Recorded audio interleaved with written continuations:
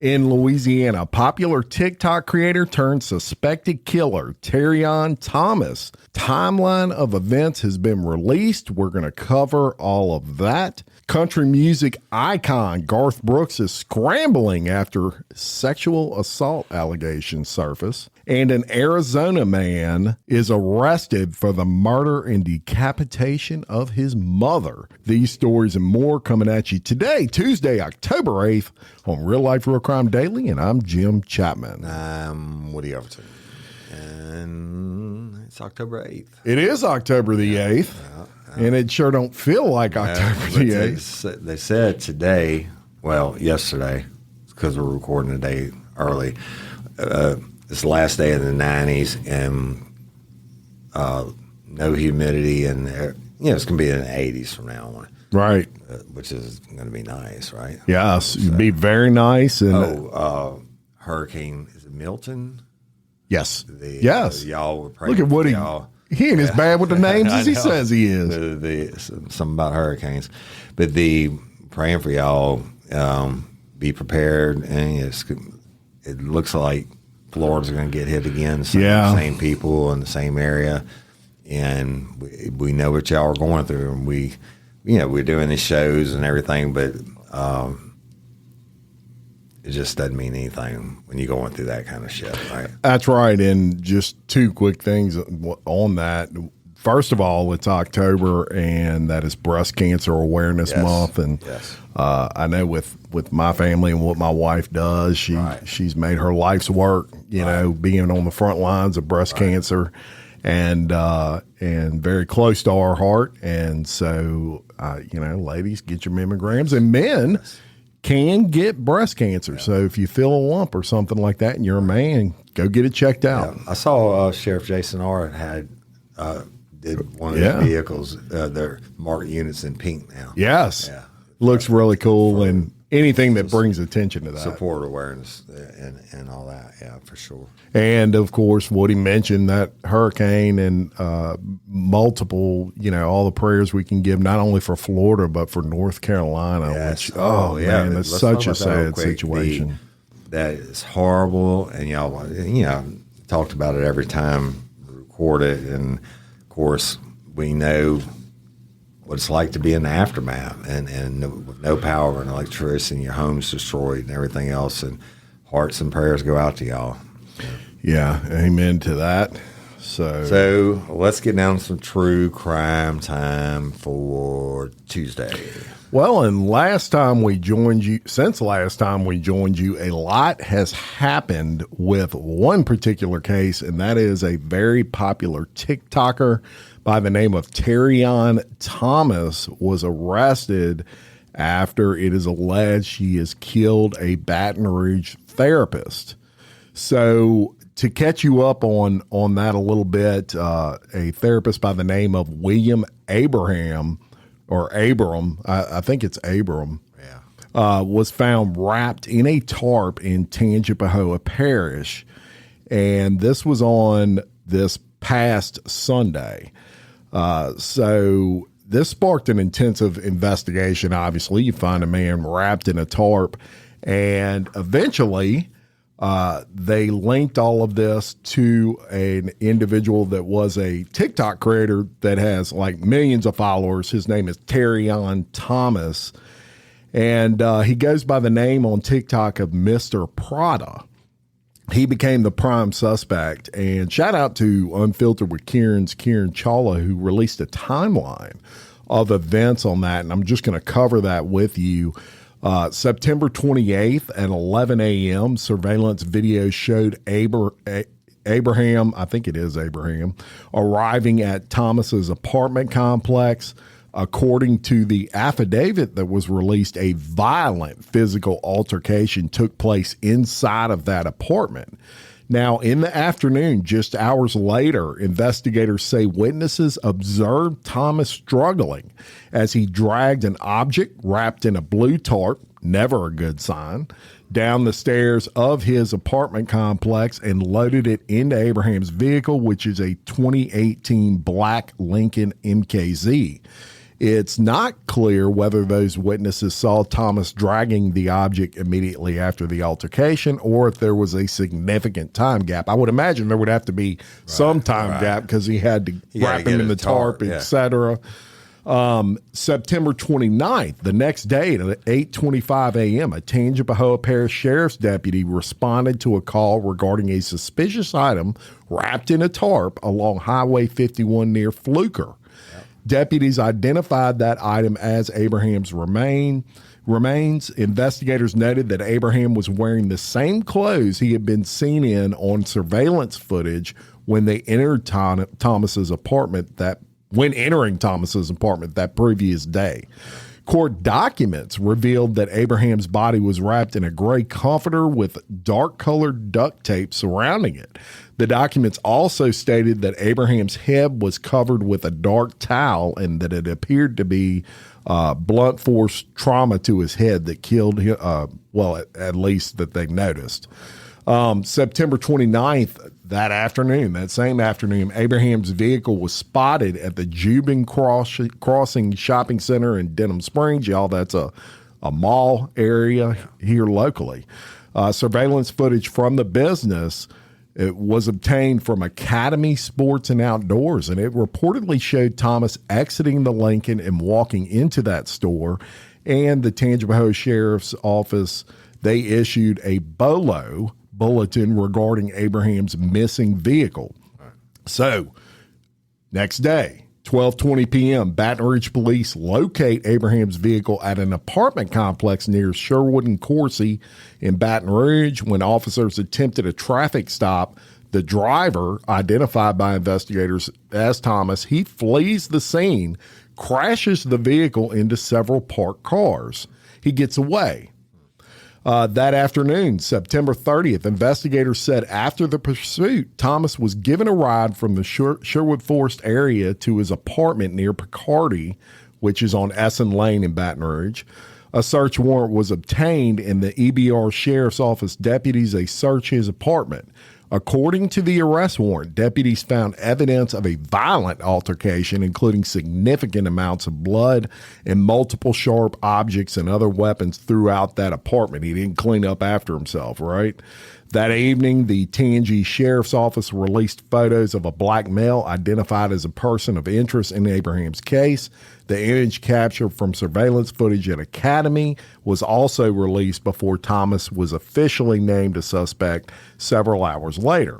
So on October 1st, the Baton Rouge Police Department issued a warrant for his arrest, along with several other criminal charges for fleeing the scene. Sources in Dallas received a tip from someone who knew Thomas, which led authorities to downtown Dallas on that Tuesday night, where he was arrested without incident. He was reportedly sitting on a park bench when he was apprehended and booked into the Dallas jail. And that was October 2nd. Louisiana State Police matched DNA from Thomas's apartment to Abraham. EBR investigators contacted Thomas at Dallas's jail, and he invoked his right to counsel. He has said nothing since the incident. A judge did sign an arrest warrant, and he's currently being held in Dallas pending transfer back to EBR, assuming he will agree to extradition. But has said not a word about it. There's a lot of speculation about what happened out there. I mean, nobody really knows till he talks, right? Right. What about what did he do on TikTok?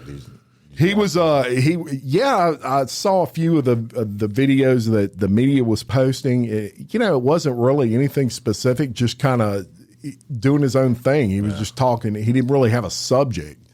It wasn't like a true crime thing or. I know that on some of his TikToks, he claimed to be bipolar. And so a lot of speculation out there, though authorities have come out and said it's incorrect, is that he was a patient of this doctor's. From what I've heard authorities say, that's not correct. But, it's all speculation until he talks. And I guess the smartest thing he could do in his case is shut his mouth. But it'll come out. They have whatever they have, and it'll come out in an indictment. It's a big story. It's right. Getting a lot of national attention. I saw it on the national stuff. So interesting. And you know how many TikTok followers did he have? Millions was what I heard. That's crazy. I mean, takes all kinds, right? Yeah. So, hey, you ever had a surprise birthday party? I've had a surprise birthday party many years ago. What was that like? I mean, like for it was. I didn't expect. It definitely surprised me. I didn't expect it, but it was nice and fun. I have one sending through me for my 40th birthday with all my high school friends and stuff like that. But you had one and I had one, but we both showed up for them. Yeah, even though we didn't know there were going to be surprise parties. Sure. Well, let me take you out to Arizona, where a mother, was having a surprise birthday party, and she didn't show up for it. Oh, and that's not good. Then bad things happen. Alejandro David Gonzalez, 25, is accused of stabbing and decapitating his mom, 49-year-old Teresa de Jesus Cruz Rubio, in the family's Glendale, Arizona home. So he was arrested after he killed his mother, who was found decapitated inside her home after not showing up for her surprise birthday party that same day. So Gonzalez, 25, was arrested on September 28th, charged of first-degree murder and theft of means of transportation in connection with the killing of his mom, who I told y'all about. And he's being held in that Maricopa County Jail, which I used to love. That sheriff had the tent cities and made them wear pink underwear and stuff. Yep. And pink underwear. But so on Friday, September 27, around 11:45 p.m., officers responded to the Glendale, Arizona apartment, conduct a welfare check on Rubio's sister, and saying her sister showed up, and she found that the woman dead and that her head had been cut off. Now, this according to Glendale police.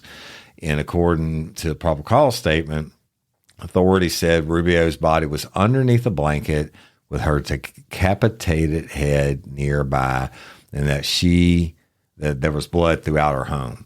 Police said she suffered multiple stab wounds to her abdomen, chest, and arms, and an autopsy will be conducted. But there were no signs of forced entry into the home. Now, Rubio's sister, the one that found her, said that the family had arranged a surprise birthday party for Rubio, and that Rubio had previously confirmed her attendance for what she would believe would be a family gathering that day. However, as the hours passed, Rubio still hadn't shown up and wasn't answering her calls, and her sister became concerned. So she went to her sister's apartment, and that's where she found her with her head cut off. And family members told police they believed Gonzalez, Rubio's son, had recently been released from jail and was living with her. And they told police that Gonzalez had mental conditions and was capable of killing Rubio. So, according to the probable cause statement, Rubio's sister also told investigators that she allowed her sister to borrow her burgundy GMC Yukon, which was missing. Authorities got surveillance videos that showed the SUV driving away from the apartment earlier that day with a man believed to be Gonzalez behind the wheel. The next morning at about 2:40 a.m., a Phoenix police officer spotted the Yukon at a gas station, and they saw Gonzalez getting out of the SUV. And then they took him into custody a short time later, and he had what appeared to be dried blood on his legs and socks. So, and then according to the probable cause statement, Gonzalez said during questioning that his mom had picked him up from jail, got him food, and dropped him off in her apartment. He admitted to smoking methamphetamines, imagine that, with a man he just met, whom he claimed did something to his mother. Gonzalez said the man stabbed his mother with a kitchen knife, and that he only stabbed her and decapitated her after the man had already stabbed her. All right?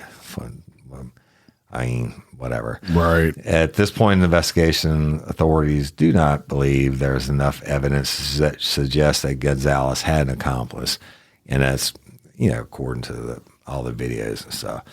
So his mama picked him up. She's getting ready to go to a surprise birthday party, and she never made it because homie cut her up, stabbed her up, and cut her head off. That's, your mom. She just got you out of jail, motherfucker. Yeah, that's just love and respect, I guess. And there's really no way of even figuring out what causes people to do that. There really is. I mean, it's just, I don't know. I don't know. Can you imagine cutting your mom's head off? My mama just texted me this morning. Mama, I never thought about cutting your head off. I'm sure she appreciates that. Yeah. All right. Well, we'll go on to Tennessee. How about Tennessee by way of Mississippi, I guess you could say. And you Garth Brooks fan? Man, I am a fucking huge Garth Brooks fan. Me too. I'll tell you, I guess it's like 91 when he first became a big hit, Friends in Low Places, actually, right? Hey, probably even earlier than that. Late 80s.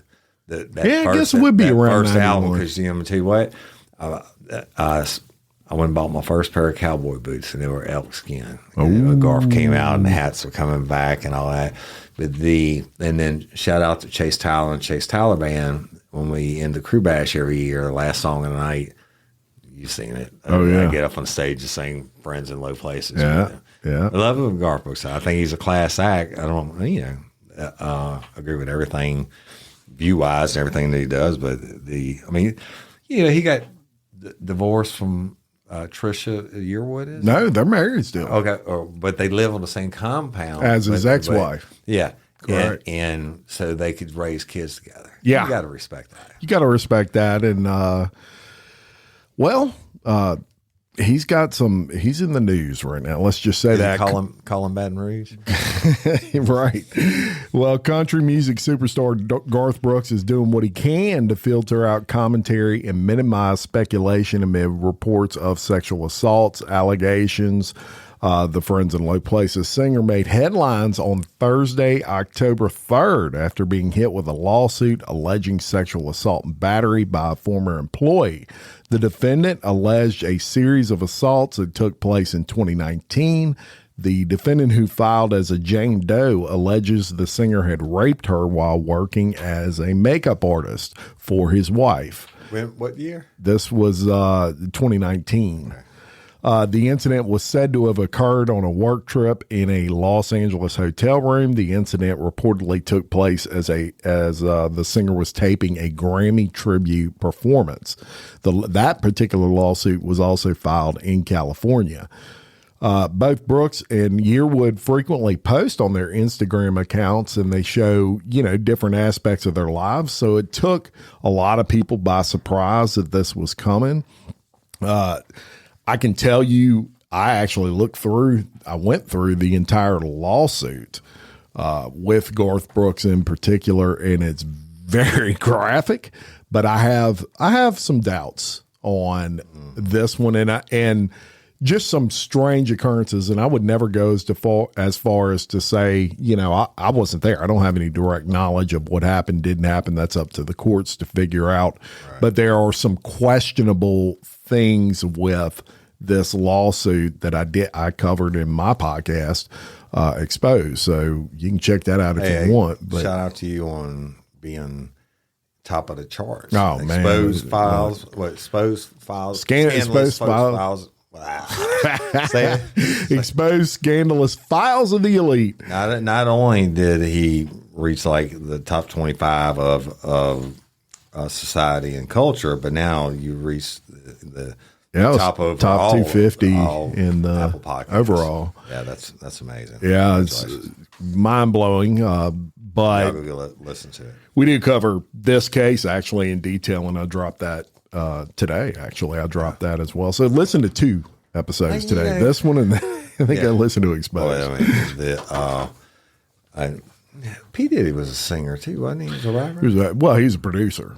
So he did rap on some songs, which he caught a lot of hell for from the Tupac, and actually Suge Knight famously went on an award show and dogged him out for that.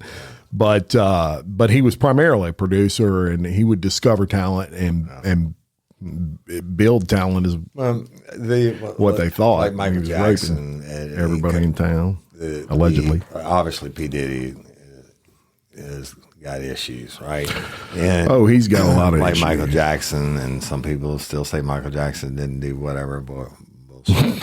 And but come on, man, Garth Brooks, and it's 2019. You're talking about 5 fucking years ago. Yeah. It's. I mean, if you were raped, I feel sorry for you, but I don't know. It sounds like somebody. Yeah, I would hope if he's truly innocent that he. I mean, because he's got more money than you can shake his dick or whatever. I would hope that he just goes balls to the wall on it. Now, if they were having a sexual relationship and he can prove it's consensual, go ahead and own up to it. I mean, he could be having any woman in the world. There's no doubt about it. And I will say this, there's been a lot of things come out lately, and there will be a lot of things that come out where some people are involved in a lot of crazy shit that you would never think. And I'm obviously not saying, and in Garth Brooks' case, I do think some things are probably questionable in this, but it just goes to show you never really you think people. You only know what they show you. Absolutely. And absolutely. And look, and if anybody was raped, shout out to you for standing up for yourself. But if you're full of shit, then shame on you. Yeah, that's right. Because that happens too. Yeah, and people need to keep that in mind. There are frivolous lawsuits that happen all the time. Say the bad thing that happens on most of the more high profile, the worse it's going to get. But the other motherfuckers going to be like, oh shit, they got to check. Yes, I can say this, and we were alone, and nobody can't say it didn't happen. That's right. And they try to write them a check. 100%, man. Yeah, if he did it, then he should go to prison. But if he didn't, he should be exonerated. Spark something uncommon this holiday with just the right gift from Uncommon Goods. The busy holiday season is here, and Uncommon Goods makes it less stressful with incredible hand-picked gifts for everyone on your list, all in one spot. Gifts to spark joy, wonder, delight, and that's exactly what I wanted feeling. Hey, y'all, I ordered a super cool piece. It's a candle with a sculpture of an LSU's Tiger Stadium on top of it. And each officially licensed laser cut wooden replica features up to 4 layers of detail, creating a bird's eye view of a specific football field, seating section, and more. And every label includes your stadium's name, the team's logo, and school location. And it has a coconut, soy, vegan wax infused with sandalwood smell that creates tailgates and touchdowns scent profile, reminiscent of game day. It's invigorating like fresh cut grass and nostalgic like smoke from a pre-game grill. And calming like the crisp autumn air of a new semester on campus. Y'all, I love it. I have it at the base of my TV, and I'm ready to watch the Tigers play on Saturday night, right? Uncommon Goods. Look, when you shop at Uncommon Goods, you're supporting artists and small independent businesses. And many of their handcrafted products are made in small batches. So shop now before they sell out this holiday season. Uncommon Goods looks for products that are high quality, unique, and often handmade or made in the U.S. They have the most meaningful, out of the ordinary gifts anywhere. They even have gifts you can personalize. From holiday hosts and hostess gift to the coolest finds for kids, to hits for everyone from the book lovers to diehard sports fans.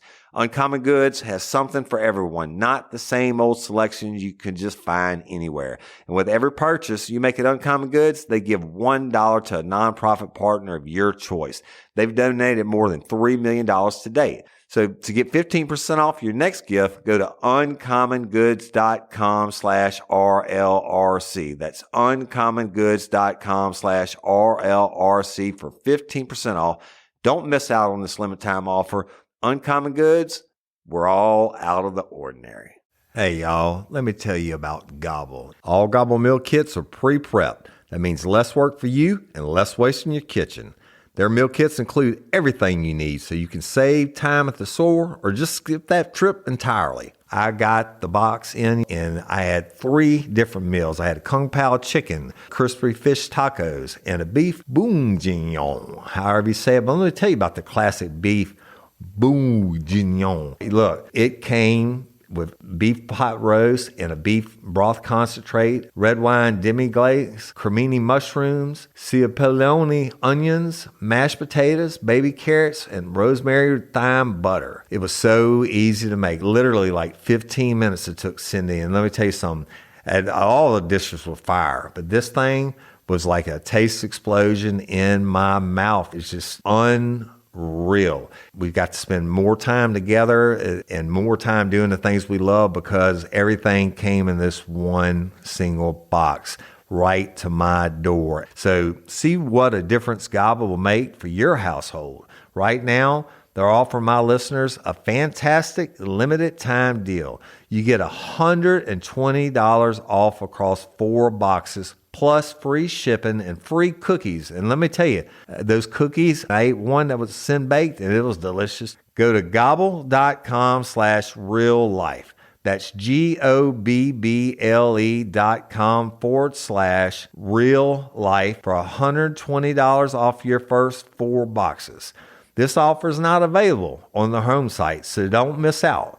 This is genius. It's taste explosions in your mouth like you never had. Truckers, you know about that. I don't know what happened with the strike. They were talking about the ports were striking. So they delayed it. I know the president can do that for make them go to work for like 80 days or something like that while they try to work it out. Because I mean, you'll fucking crush everything in the United States. Yeah. Every truck you see on the road comes from a port, right? And truckers, take them off the road for 3 days and see what happens. You're not going to have any food in the grocery stores and everything else. No. The only motherfucker be eating is me and you up my place. That's right. We'll be cooking some wild game and fishing.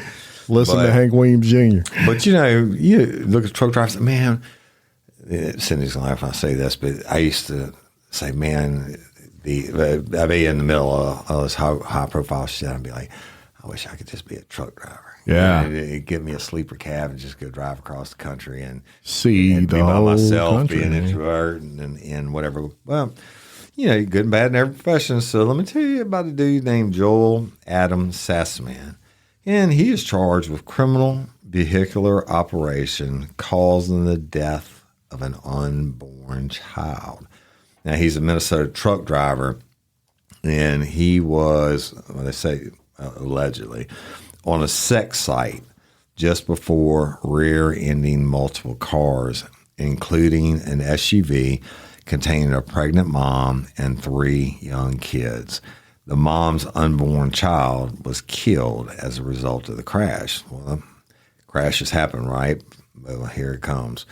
Joel Adam Sassman, 52, was charged with the criminal vehicle operation caused the death, blah, blah, blah, in Rice County, Minnesota. In the probable cause statement, authorities say that Sassman's truck rear-ended the Chevrolet Suburban, which pushed into a Ford Escape.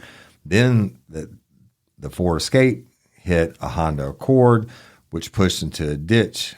And then the Escape struck a Volvo SUV, which then hit a second Ford Escape. Jeez. Yeah, right? I mean, this big fucking truck pushing shit. Yeah, chain reaction. So in the front passenger seat of the Suburban was a mom who was 31 weeks pregnant, and she had 3 kids in the back seat. The mother is identified as Caitlin Hebert, Minnesota, according to the Minnesota State Police.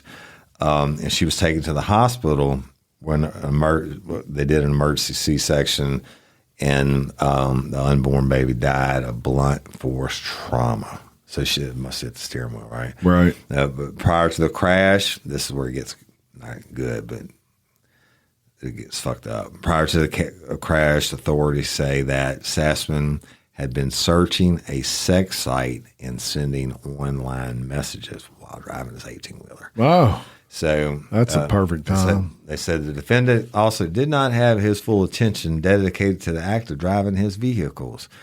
There is evidence of the defendant accessing websites and sending messages on his cellular phone shortly before the collision. If the defendant had been alert to the slow traffic, then he could have safely slowed his vehicle and the collision does not occur.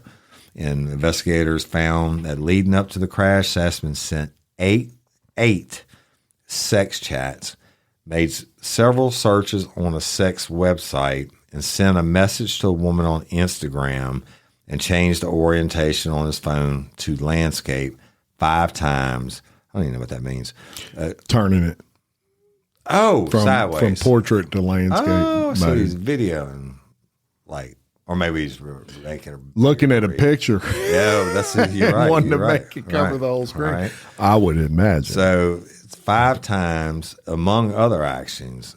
And so prosecutors say that Hebert's 3 children, aged 1, 3, and 4, also were hospitalized after the crash, as was the driver of the vehicle.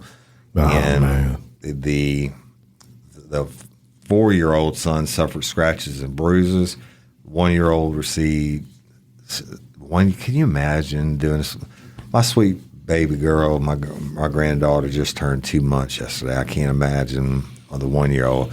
1-year-old son received staples in his head, and the daughter, who's 3, broke the leg in the crash. That's horrible. So I guess you drive across country, you're bored, and you want to sext and just kill. Yeah, I mean, look, you're driving a fucking. I mean, you could take anything off the road in that. Yeah, it's like a tank running down the road. Yeah, and just vehicle slowed up. He just ran over all of them, killed that baby. That's awful. And a lot of those accidents now happen because people are on cell phones and looking at things, texting. And you're right. And that's the first thing they check now in crashes is your cell phone use, and they can tell. Well, unfortunately for this motherfucker, he was speeding off going down the highway and killed people. Yeah. Horrible. You a fan of swamp people? Let me tell you something about that show. I'm gonna tell you right now, they're full of shit. What? It's staged, and I know some of the guys personally, and then the guy that you're about to talk about, he is actually a multi-millionaire. Oh yeah, and not from the show, he was ahead of time. But go ahead, and I'll comment when you get done. Well, and I got a lot of questions about this actually because I don't know a whole lot about tagging, right. But the Louisiana Department of Wildlife and Fisheries, Woody's favorite organization, they've cited a star from the hit television show Swamp People for improper tagging of alligators after an undercover sting. Troy Landry, who was 64, was cited on 2 counts of failing to tag an alligator upon taking. Louisiana Department of Wildlife and Fisheries agents received a tip on Wednesday, September 18th, that somebody was setting alligator lines at Lake Palarud in St. Mary Parish, despite not having permission to hunt on that property. The following day, agents set up surveillance in the area and discovered alligator lines that matched the description of the suspected hunter, who was not allowed on that property. Now, agents surveilled that area until they spotted Landry and 2 other people who were on a boat making their way toward an alligator line. During the check, agents discovered that Landry did have permission to hunt on that property. However, when Landry was asked about the alligator tags, he said he had 2 tags gifted to him. He added that every alligator in the boat was from the Atchafalaya Basin area and was tagged accordingly. Agents said Landry reportedly did not have the right alligator tags to hunt in that area. Now, according to the incident report, at first, Landry said he didn't take an alligator from the property. After agents proved to him that they were watching the entire time, Landry admitted he had taken an alligator from that area. Mr. Landry also admitted that prior to agents making contact with him, he cut a dead, stiff alligator loose from his line and let it float away. Landry received 2 citations, one for the improperly tagged alligator and the other for cutting the dead alligator from the line. Now, get this. According to the incident report, the boat and the boat's engine were seized in connection with this violation. They get money off of that, and when they get convicted, they get to sell those, and they split up the profits between the court and the agency and the DA.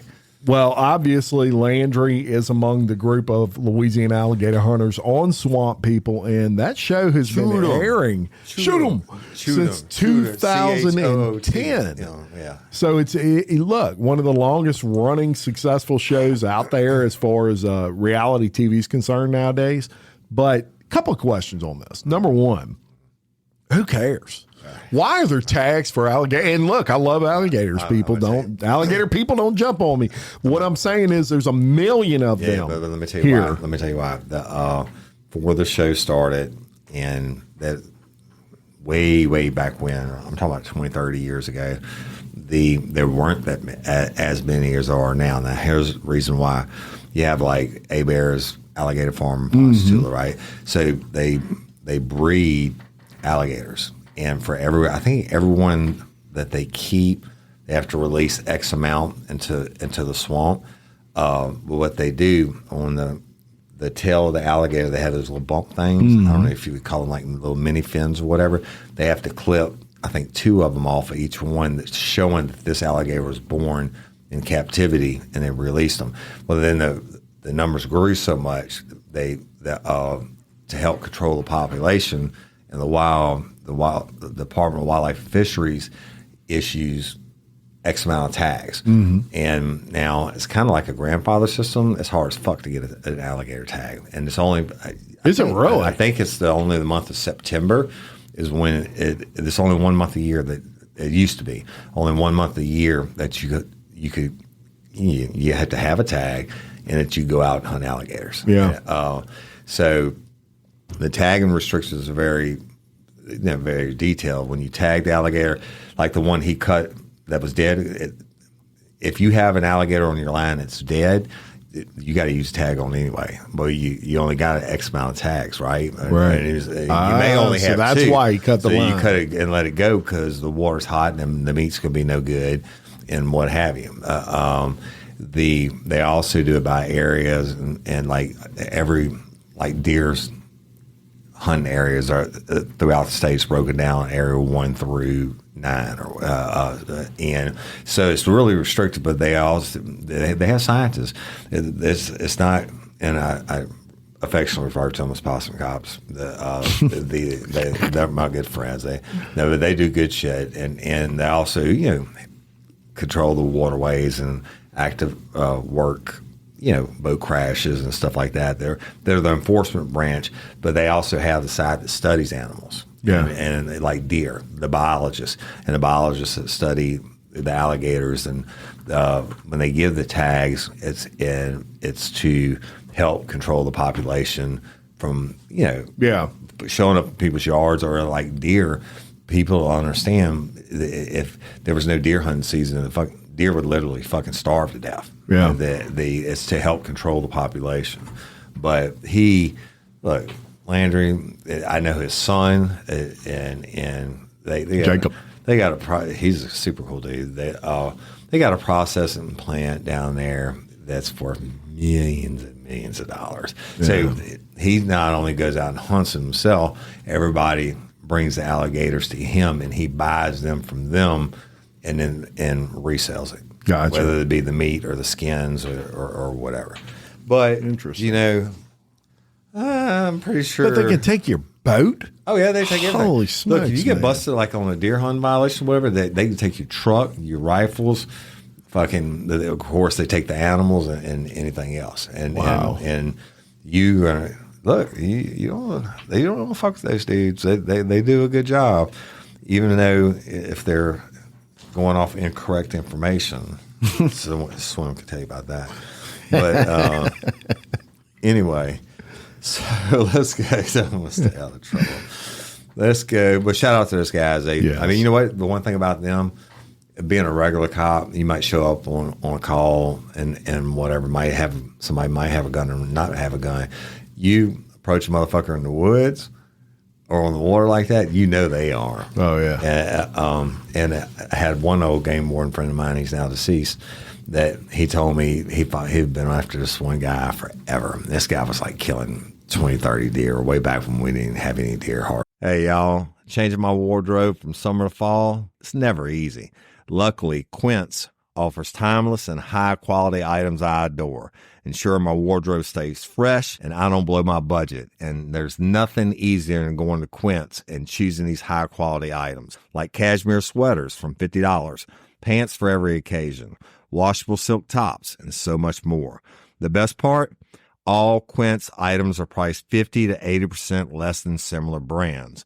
By partnering directly with top factories, Quince cuts out the cost of the middleman and passes the savings on to us. And Quince only works with factories that use safe, ethical, and responsible manufacturing practices and premium fabrics and finishes, and I love that. I got the stainless steel Link Apple Watch band for $59.90. It's heavy duty, it's awesome, and it's like $100 less than I could find anywhere else. And I also got a 100% organic cotton fisherman quarter zip up sweater. The color is alabaster. Man, I can't wait to wear that this fall. And Cindy got the Mongolian cashmere boat neck sweater in heather gray. And I'm telling you, these are classic pieces at a fraction of the price. Make switching seasons a breeze with Quince's high-quality closet essentials. Go to quince.com/RLRC for free shipping on your order and 365-day returns. That's QUINCE.com/RLRC to get free shipping and 365-day returns. Quince.com/RLRC. You'll thank me later. Hey, ladies, are you feeling overwhelmed by hormonal changes? Well, you're definitely not alone. There are more than 1,000 hormone disruptors living in our environment right now. It's in your food, your water, the air you breathe, the clothes you wear, your skincare products. They all mess with your hormones. Then there's the natural hormone changes your body goes through, premenopause, menopause. And while it's a natural process, it doesn't mean you have to suffer through it. The good news is you don't have to suffer through it anymore, because now you have Hormone Harmony, a formula made only with herbal ingredients that are shown to reduce hormonal symptoms in women of all ages. Hormone Harmony is not just a hormone support and supplement, it's become a phenomenon. Women can't stop talking about it on social media. A bottle of Hormone Harmony is sold every 24 seconds. And the biggest benefit? Well, my wife says it makes her feel like her own self again. And that's what women mention over and over in the reviews. And there are over 30,000 reviews for Hormone Harmony. And for a limited time, you can get 15% off your entire first order at happymammoth.com. Just use code RLRC at checkout. That's happymammoth.com and use code RLRC for 15% off today. That's happymammoth.com and use code RLRC. And he followed him in the woods one night. He's like, I'm finally going to get him. The guy shot, and he's like 4 miles back in the woods. No four-wheelers, none of that bullshit. And the guy shot the deer. And it's like, fuck. He said, if I arrest him now, I'm going to have to drag that fucking deer out. So he let the guy drag the deer all the way to the road and arrest him when he got to the road. So they do a good job, and there's a reason, a time, and a place. And certainly it's a calling to be a game warden. That's right. That wasn't mine. I don't know, y'all. Just, true crime stories. Here we go. So, more than 2 months after a beloved U.S. Postal Service carrier, mailman, and in this case a male woman, was killed in a shooting while working her mail route in Chicago, authorities have arrested a teenage boy on a murder charge. 15-year-old suspect, his name has not been shared, was arrested on Monday, September 30th, and faces a first-degree murder charge in connection with the July death of 48-year-old postal worker Octavia Redmond. And it's unclear if this 15-year-old has got an attorney or anything like that. But Redmond was found in front of a home in the city's West Pullman neighborhood when someone shot her multiple times and fled the scene in a vehicle around 11:40 a.m. on July the 19th. Now, police said that private camera footage helped investigators identify and chase the movements of the 15-year-old suspect before and after Redmond's killing. They also received an anonymous tip, which helped identify the teenager as a suspect. Kim Sanders, who goes to work in the neighborhood, told KCBD News back in July that Redmond was like a mom to the whole neighborhood. She said, "My heart is shattered because she was such a nice lady, and she had just come up and down the block and delivered the mail and didn't bother anybody." Now, according to another news channel, ABC7, Redmond worked for the Postal Service for 15 years. And shortly after the shooting, the U.S. Postal Inspection Service offered a reward up to $250,000 for information leading to the arrest and conviction of the person or people responsible for Redmond's killing. And we don't. It's not clear at this time if the reward's been paid out or not. Her family raised nearly $8,000 to help with the funeral expenses and all that. But it's just stupid. Killing a post person in broad daylight who's delivering the mail. Yeah. It's federal crime. Most people don't realize the Postal Service has their own police department. Yeah. The postal inspectors. You won't fuck with them motherfuckers. No. So, hey, you could lie to a local cop or a state cop that if they ask you a question about something, you lie to a federal cop and they can prove it. It could be a small white lie. They put you in, I think it's like 10 or 15 years in prison. Yeah. And let me tell you, the federal prosecutors, federal government has a 98% conviction rate. Mm-hmm. If you're going to court against the federal government, you're 98% of the time you're going to lose. Let me tell you something. I have had the feds cherry pick cases because they're not going to take one they can't win. Right. And they'll be like, if you arrest somebody on federal charges, naturally you're going to have to go to federal court, and the FBI or the DEA, whatever agency it falls underneath, they're going to have an agent assigned to it too. And look, they'll take that bitch and run with it because you've already given it. You wrapped up the whole thing, and it's you made the arrest and everything. Then they won't take it and say, "Oh, that's right. That's another one notch in our belt." Right? Yeah, that's right. But anyway, but if they take it, they believe, they believe they're going to win that case. So, wow. Oh, if they don't believe it, they just don't take it. Right. I've seen that a lot of times too. Yeah. When people I was working with, they're like, "Fuck that, I'm not taking it. You didn't do this and you didn't do this." I'm like, "But motherfucker, this didn't happen in a church on a Sunday with 1 million witnesses. Right. These are bad people." Yeah, we're not in a perfect world here. Well, we're going to give you a Super Cops, but we're going to give you a Super Cops, and I'm going to call this First Responder Edition. All right. And Woody brought up at the start of this podcast Hurricane Helene and the hurricane that's currently headed for Florida. I'm going to tell you a story that really, really touched me when I read it, and I thought it would be something really good to pass on to all you listeners out there. And that is this story from a first responder who passed away rescuing people in Hurricane Helene. Right. So I'm going to read you this article. As the Hurricane Helene waters rose around the Nolichucky River in Tennessee, Boone McCrary and his girlfriend and his chocolate lab, beautiful dog, headed out to his fishing boat to search for a man who was stranded by floodwaters that had leveled his home. But the thick debris in the water jammed the boat's motor without power, and it slammed into a bridge and capsized. McCrary and his dog Moss never made it out of the water alive. Search teams found McCrary's boat and his dog 2 days later, but it took 4 days to find McCrary, who was an ER nurse whose passion was being on his boat in that river. His girlfriend, Santana Ray, held onto a branch for hours before rescuers reached her. David Booten, the man who McCrary had set out to rescue, was very distraught when he learned that McCrary had died trying to save him. I've never had anyone risk their life for me, Booten said. From what I hear, that was the way he has always been. He's my guardian angel, that's for sure.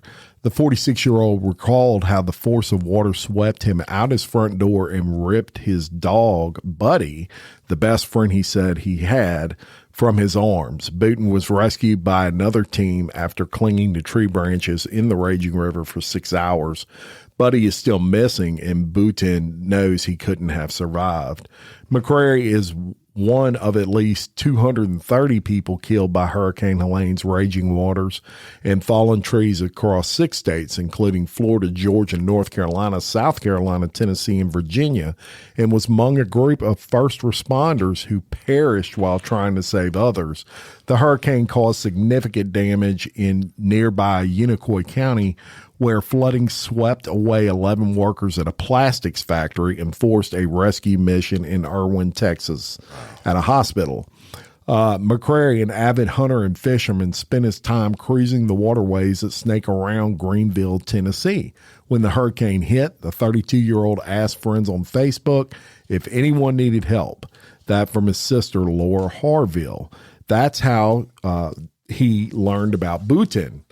McCrary, his girlfriend, and Moss, the dog, they launched into a flooded neighborhood about 7 p.m. on September 27th, and they approached Booten's location, but the debris-littered floodwaters clogged the boat's jet motor. Despite pushing and pulling on the throttle, McCrary couldn't clear the junk and slammed into the bridge about 2 hours into the rescue attempt. I got the first call at 8:56 p.m. and I was a nervous wreck, his sister said. She headed out to the bridge and started walking the banks. Harville organized hundreds of volunteers who used drones, thermal cameras, binoculars, hunting dogs to scour the muddy banks. Of course, they're dodging snakes and everything else out there. On Sunday, a drone operator spotted the boat and they found Moss dead nearby, but there was no sign of McCrary. Searchers had no luck on Monday, but on Tuesday they noticed vultures flying. That's how they found McCrary's body, about 21 river miles from the bridge where the boat capsized. The force of the floodwaters carried McCrary under 2 other bridges, under the highway and over a dam. Booten, 46, isn't sure where he will go next. He's staying with a son for a few days and then hopes to get a hotel voucher. And McCrary's last TikTok video posted before the hurricane shows him speeding along the surface of the muddy water to the tune of Wanted Dead or Alive by Bon Jovi. Love that. Some people asked if I had a death wish. The truth is I have a life wish. I have a need for feeling the life running through my veins. One thing about me, I may be crazy, perhaps a little bit reckless, but when it comes time to put me in the ground, you can say I lived it all that way. Wow. And, you know, that gives you a lot of perspective. I was about to say the same thing.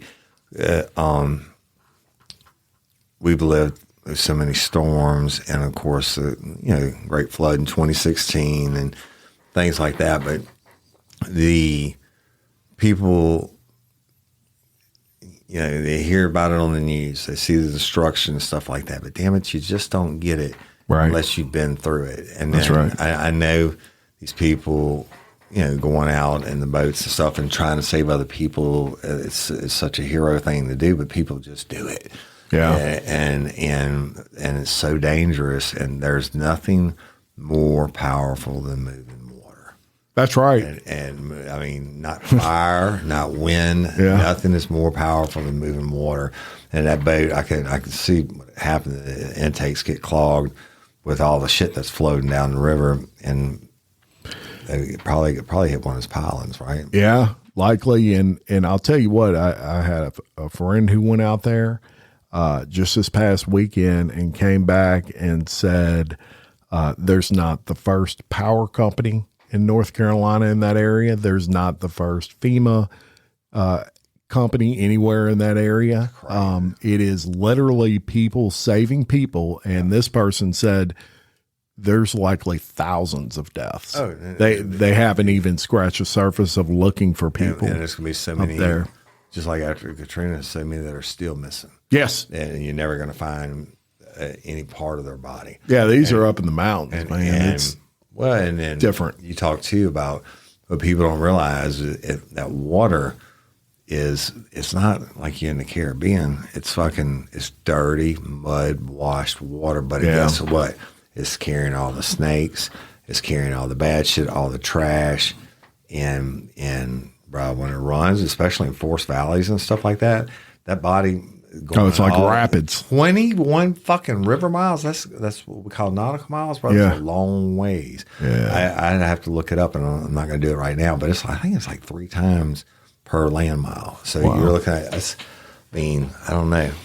Prayers and thoughts and love for y'all and for everybody that's about to get hit by this next one. And I mean, man, we get it, people.